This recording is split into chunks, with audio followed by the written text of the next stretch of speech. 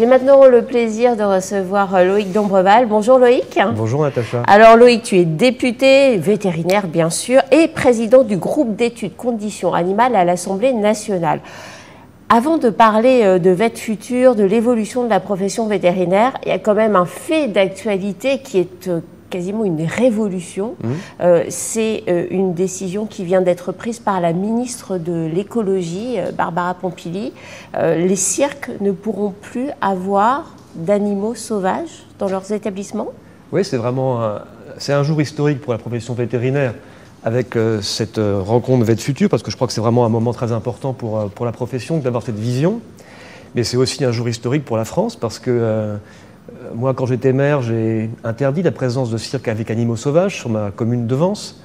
Et puis, en fait, voilà, 5 ans après, et après un combat extrêmement long et très aride à l'Assemblée nationale depuis 3 ans, on arrive à des mesures qui vont mettre fin à la détention d'animaux sauvages dans les cirques, mettre fin à la captivité des orques et des dauphins, mettre fin aux élevages de visons pour leur fourrure et créer des labels de haute qualité pour les zoos qui font le meilleur travail, avec des mesures par contre un petit peu strictes pour ceux qui ont des pratiques qu'il faut faire évoluer.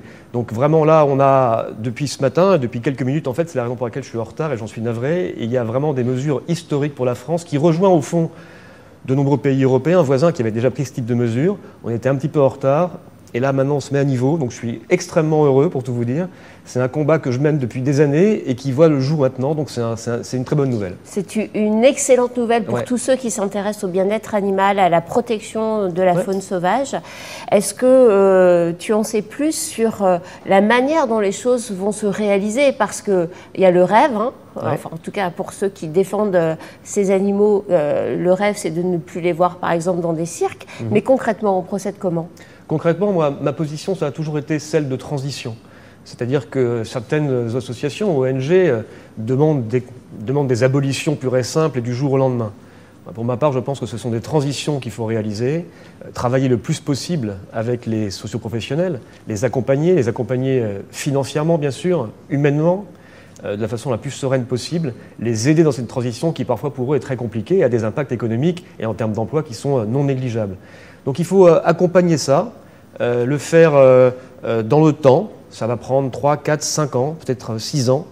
Mais en tout cas, on a déjà un objectif à atteindre et c'est déjà effectivement... La feuille de route est tracée. C'est déjà immense.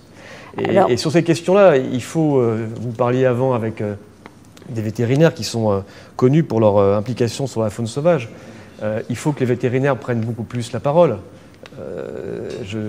C'est ça que je voulais dire aussi ce matin, c'est que sur tous ces grands débats de société qui agitent les médias et le monde politique, je n'entends pas les vétérinaires. Mais bon sang, si les vétérinaires ne parlent pas de ça, qui va en parler à leur place ? Bon, le président du groupe d'études conditions animales à l'Assemblée est quand même un vétérinaire. C'est le seul de l'Assemblée. Je suis le seul vétérinaire de l'Assemblée. Mais les vétérinaires, la profession vétérinaire, d'ailleurs c'est parfaitement exprimé dans le livre blanc Vet Futur, il y a une attention maintenant qui est portée par les vétérinaires plus jeunes et cette nouvelle génération sur ces questions de bien-être animal. Il faut absolument structurer, organiser la parole des vétérinaires sur ce sujet-là. Ils sont attendus. On attend leur parole est importante et je crois qu'aujourd'hui, de façon claire, les vétérinaires ne sont pas présents, très insuffisamment présents sur cette question. Comment est-ce qu'on peut changer les choses justement, Loïc ? Moi, je voulais dire aussi un deuxième message ce matin sur la question, Natacha, sur la question de ce travail qui a été fait par Christophe Buot, qui est un ami, par aussi l'Ordre et le syndicat rassemblés, Laurent Perrin et Jacques Guérin, et toute la profession et le comité de pilotage, etc. Je pense qu'il faut que la profession vétérinaire, elle n'a de futur que si elle est unie sur les sujets de société qui la concernent.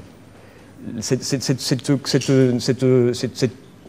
parole collective, cette union, elle fait évidemment la force d'une profession qui aujourd'hui a des paroles qui sont des paroles très individuelles. Moi je pense qu'il est absolument essentiel pour le futur de la profession vétérinaire de porter cette parole unie et collective. On est tenté forcément parce que les vétérinaires sont des individualistes, des professions libérales, et je ne leur ferai pas le reproche. Ils ont des intérêts particuliers, quotidiens à défendre, mais je pense que cette parole à l'unisson, qui se traduit aujourd'hui dans VetFutur, dans le comité d'éthique, dans la marque vétérinaire, il faut qu'elle se traduise concrètement par une prise de parole unie. Qu'est-ce que les politiques sont en droit d'attendre des vétérinaires sur les sujets qui les concernent directement ?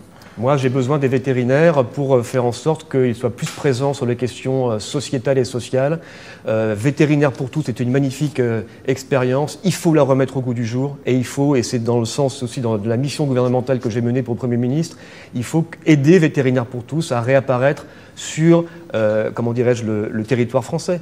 Ça a été difficile, il faut aider des démarches comme celle-là. Il faut aider les vétérinaires à prendre cette parole unique. Il faut les aider également sur la question qui concerne le One Health, la santé unique.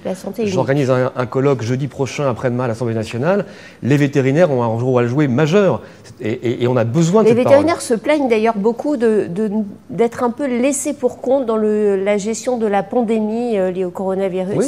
Ils ont raison de se plaindre, c'est absolument anormal. Mais on peut se plaindre, et puis après on peut se demander pourquoi est-ce qu'on a été mis à l'écart. Eh bien je pense vraiment, j'ai un propos très direct avec vous aujourd'hui, avec les vétos qui sont tous ma famille et mes amis, mais ce n'est pas en se plaignant que les choses avancent. Il faut que les vétérinaires, encore une fois, par cette parole unie, cette parole collective, pèsent beaucoup plus dans les décisions politiques, m'aident et m'accompagnent dans les combats que je mène aussi, parce que je pense qu'ils ont, sans corporatisme, des paroles qui sont importantes à tenir. Ils ont l'expertise nécessaire à apporter. Ils ont l'expertise nécessaire. Ils ont ce recul et cette hauteur scientifique qui permet justement d'éviter de basculer d'un côté ou de l'autre de la force quand il s'agit d'animal. Le pour, le contre, le gentil, le méchant, les animalistes, les abolitionnistes, les antispécistes, etc., contre voilà, les vilains chasseurs, enfin, voilà, tous ces clichés qui sont un petit peu stupides. Les vétérinaires, ils peuvent porter cette parole raisonnée, sereine, qui fait avancer le débat politique. Donc vraiment, moi je les engage, j'engage pour le futur de la profession vétérinaire à cette parole collective. Ça, c'est un beau message très direct adressé à la profession vétérinaire. Mis à part cette évolution sociétale, peut-être d'autres points à relever sur les perspectives à venir de cette profession vétérinaire qui a des visages multiples, Loïc. Oui, qui a des visages multiples. Je pense que... moi, le message essentiel que je voulais faire passer ce matin, c'est le fait pour la profession vétérinaire de s'inscrire dans ces débats de société. Ces débats de société qui concernent la profession.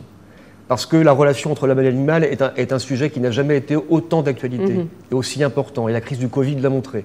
Parce que le One Health et les zoonoses sont un sujet qu'il va falloir prévenir et que les vétérinaires soient absents du futur débat sur une éventuelle future pandémie qu'on l'espère la plus lointaine possible. Ce serait une faute de la profession vétérinaire et une faute politique. Voilà, je pense que... Donc plus d'action, plus d'harmonie dans le discours des vétérinaires pour un meilleur engagement auprès, finalement, des politiques de la société pour défendre ces sujets. Et voilà, typiquement, vous voyez, il y a en ce moment un sujet qui est le référendum d'initiative partagée pour les animaux. Je n'ai pas entendu un vétérinaire en parler. Tous les médias en parlent. Toute la société est agitée, ou quasiment, par cette question. Les politiques, au Sénat et à l'Assemblée, ne passent leur journée à s'haranguer sur cette question. Où sont les vétérinaires ? Ce référendum d'initiative partagée, qui doit impliquer 4 700 000 citoyens français pour pouvoir voir le jour, est une question qui concerne directement la profession vétérinaire. Il y a à chaque fois, sur chacun des thèmes, des intérêts particuliers à la profession vétérinaire. D'accord ? Quand on parle d'élevage, il y a des vétérinaires ruraux. Quand on parle de cirque, il y a des vétérinaires qui travaillent pour les cirques, etc., etc. Mais moi, ce que je voudrais savoir... Il y a des compétences aussi. Et il y a d'immenses compétences. Et moi, ce que je voudrais savoir, c'est qu'est-ce que pense la profession vétérinaire dans son ensemble ? Est-ce qu'il y a un sondage qui permet de dire, au fond, que les vétérinaires sont pour ou contre majoritairement tel ou tel sujet ? Ça me semble absolument important. Et derrière, la parole qui serait portée par la profession vétérinaire doit tenir compte de cette majorité. C'est une révolution, je pense, dans ce monde de la profession vétérinaire, encore une fois, qui est une somme de beaucoup d'individualités. Mais ça me paraît absolument essentiel pour être au cœur des défis qui s'annoncent, qui sont déjà présents aujourd'hui au cœur de la société et dont les vétérinaires ne peuvent pas faire abstraction pour leur futur. Merci Loïc Dombreval, je crois que le message est extrêmement clair. Et puis merci de nous avoir apporté cette excellente nouvelle qui est arrivée aujourd'hui et qui est une vraie révolution quand même, il faut bien le préciser. Merci Natacha.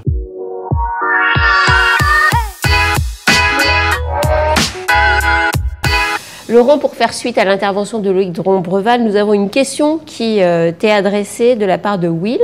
En pratique, que peut faire un veto libéral sur ces sujets hyper politiques ? Alors, il y a deux niveaux. Je pense que les cabinets vétérinaires sont le lieu de rencontre des vétérinaires avec leurs clients.